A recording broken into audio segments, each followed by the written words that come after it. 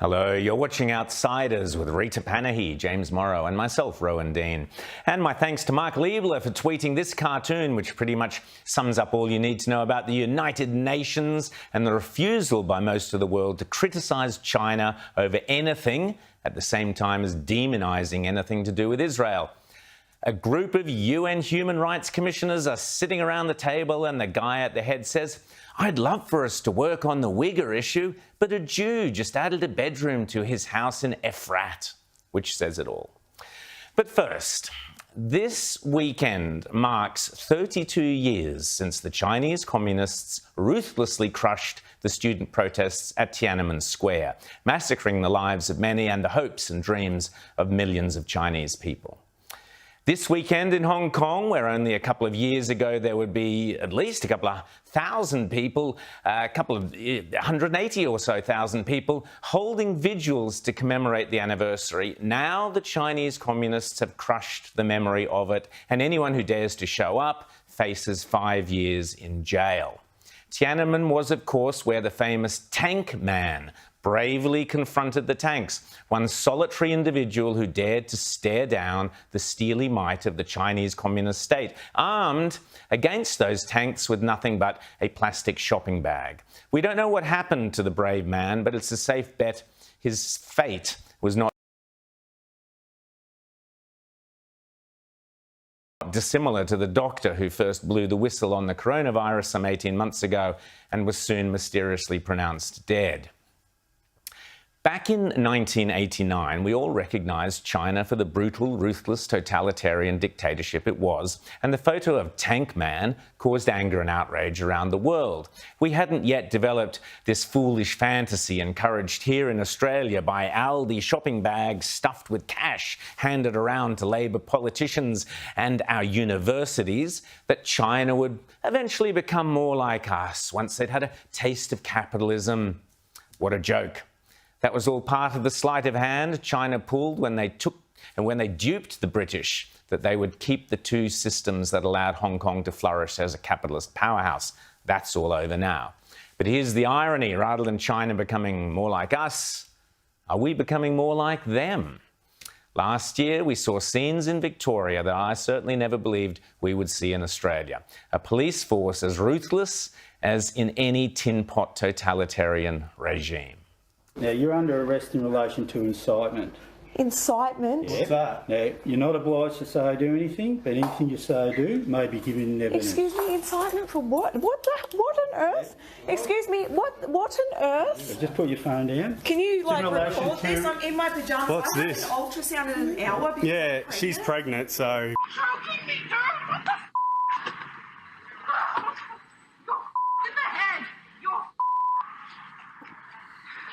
What the are you doing? What the are you doing? Police dragged Natalie Benet from her car.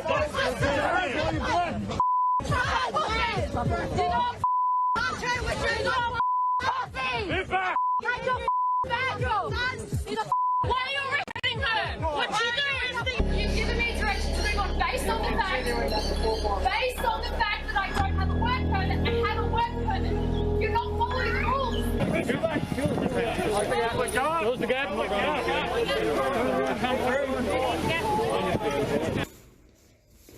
Leave my Don't break my stuff, you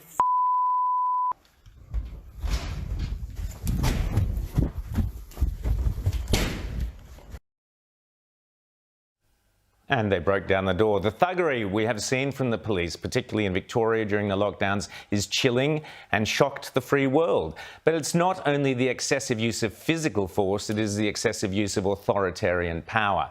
The police, rather than protecting the citizens, have become an extension of the government of Victoria, protecting the bureaucrats and the politicians, in this case the Labor Party, from facing much-needed criticism and legitimate lawful protest. But it's hardly surprising. This is the same leftist Premier, Dan Andrews, who has made no secret of his admiration for Communist China, going so far as to sign his secret Belt and Road deals exposed to the world by this program, by the way.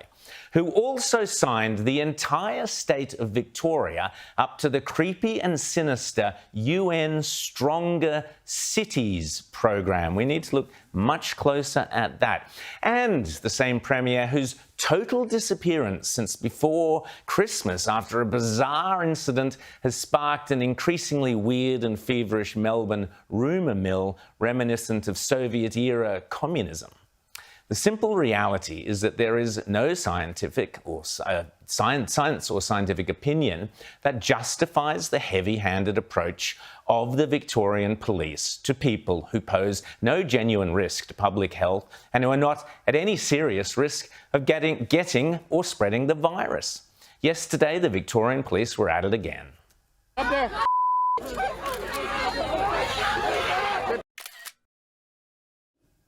This was at a demonstration against the fourth Victorian lockdown in Melbourne. Perfectly legitimate demonstration, especially when you consider that the reality around the world is now that more and more experts are claiming lockdowns simply do not work, and they don't have the data to back them up.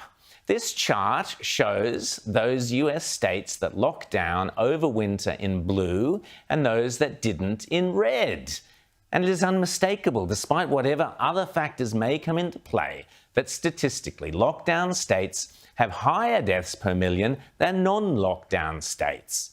In my opinion, in the months or years to come, we will be seeing massive class actions against those states, particularly Victoria, that enforced lockdowns, decimated businesses, destroyed lives for no good reason whatsoever. Worse, and this is unforgivable, the Andrews government has used its political force to suppress legitimate debate and the freedom of the press. Avi Yemeni is a passionate young journalist for the YouTube Rebel News. He's been on Outsiders in the past. Avi has covered the overreach of the police, of the Victorian police, through all of Victoria's lockdowns, and I would argue that he not only has the right but the professional duty to cover yesterday's demonstrations. Yet look what happened the night before, Friday night, before yesterday's demonstration. This is life in modern Melbourne. Avi got a Stasi-like knock on the door at 8:30 at night. What's this? Hi, Avi. My name's Alex. I'm from Dandenong Police Station. Just got a letter here for you. You from guys- the Assistant Commissioner. Just in relation to the protest tomorrow, mate. What's your name? First Constable Alex Lyons from Who we Dandenong. got here? So this is a letter to, what's it about? It's in relation to the protest tomorrow, mate. Yeah, so what's the letter you're sending me from the Commissioner? The contents are for yourself to have a read. Why is he sending me letters? What's that? Why is he sending me letters? We've got several. What time is it? It is 8:30, mate. We've got several letters to deliver, so we're going to be off. Are you going to Channel 7, Channel 9, are you going to Channel 10's house tonight? Sorry, mate. When So why are you coming to my house to deliver me a message about a protest tomorrow? Well, that's what we've been advised to do by the Who Commissioner. So he that's for advised. you. Where are you from? Dandenong, we're all from Dandenong. You're from Dandenong. So, Correct. so the Commissioner asked you directly to come to my house, a journalist, and to give me a letter warning me what? I don't know, it's in there. You've got to read it, mate. So That's all it is. we've Put aside the grotesque actions of a police commissioner having the power to decide which journalists may or may not attend an event, a totalitarian giveaway if ever there was one. But you know we have crossed a very dangerous and scary line when the police start deciding in advance who is likely to commit possibly a crime in the future. Reminds me a bit of the totalitarian goons in Tom Cruise's Minority Report. What it is you're looking for. Flaws. You ever get any false positives? We are arresting individuals who have broken no law. But they will. The fact that you prevented it from happening doesn't change the fact that it was going to happen. The system can't be wrong. Yeah, right. Yesterday, the harassment and the excessive use of police in Victoria continued unabated. Avi Yemeni turned up at the demonstration and the absurdities came thick and fast. First, the police tried to make him wear a mask when, A, the rules specifically say journalists don't have to wear a mask when they are talking on a microphone, and B, of course, when the evidence is that masks are kind of irrelevant when you're outdoors and you're not in a crowded space. And then they attempted to say that Avi wasn't accredited. He wasn't an accredited journalist by whom? Accredited whom? By the police. So now the police in Victoria accredit you as a journalist. Huh? So, no, the rules here, so let's just clarify. The rule here for media is while you're talking on the microphone, you don't actually... Cover your nose and your mouth. Okay. You are not accredited media. Sorry? You are not accredited media. I'm not... You're saying I'm not accredited media. Show me your accredited media pass issued by Victoria Police. The Victoria Police actually told us that they've cancelled... Can you produce your accredited media pass... Come around here. ...issued by Victoria Police? So Victoria Police told us... Cover your nose and your mouth. No. So wait, so you're saying if I have an accredited media pass by Victoria Police, I don't have to cover my nose and mouth while talking on the microphone? Notice how the police always move in front to block the camera. It's East Germany. It's out of control. Eventually, the police yesterday admitted they were wrong. Oh, what a surprise. And that Avi Yemeni was right. But when Avi then pushed and asked for an apology, oh no, wasn't going to get that. I need to wear a mask? Not while you're talking on camera. Oh, so can I just get that apology on camera? Well, all I'm saying is... Can I get that apology? Because what you just did to me and I've given you a direction. And can you say sorry? Say one word. Say sorry. I've given you the... Say sorry. The legal department. Say sorry. It's one word. You were wrong. Okay. I was wrong. Thank you. You can wear your mask. Say sorry. You can say sorry. Without wearing a mask. Needless to say, the sorry never came. Now, Avi is a great journalist, a passionate free speech advocate, and let's be frank, he's a great showman as well. But he knows his rights, and he's not afraid to stand up to the excessive use of police authority. It's not quite as dramatic as the tank man with his plastic carrier bag standing up to the procession of communist tanks, but the principle is identical. One individual expressing his defiance of a brutal and oppressive state that has only one answer to dissent, and that is to crush it.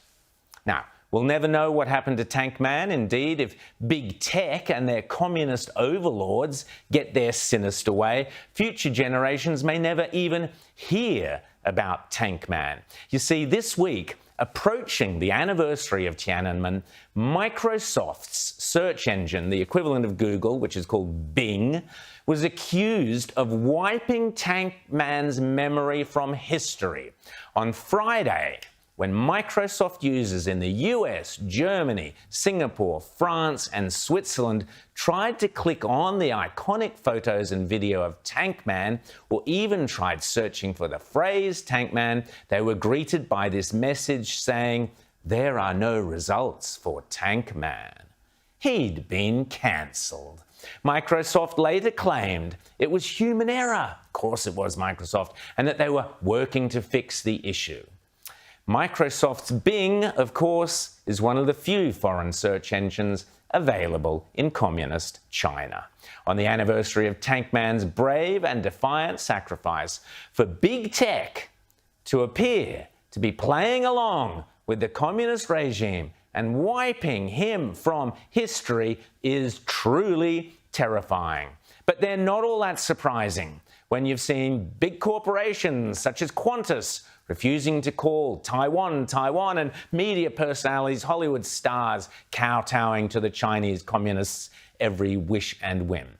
But this abuse of power is what we have come to expect from the same class of big tech oligarchs who not only made fools of themselves by censoring the lab leak theory about the Wuhan virus and then had to backflip last week, but who are now also determined to prevent Donald Trump from communicating with the public during next year's midterm elections. It's clear our liberties and freedoms are under assault in a way I never thought we would see in Western democracies. On the anniversary of Tiananmen, remember Tank Man and be grateful for every individual, every journalist, every pajama-clad man or woman who's brave enough to stand up and to speak up against the anti-democratic and anti-freedom forces that are crushing us, lining up against the rights and freedoms of the individual. Remember Tank Man and his plastic carrier bags. Unless we're prepared to stand up against the overreach of petty authoritarians and overzealous bureaucrats, They will carry on trying to crush us, and we can't have that.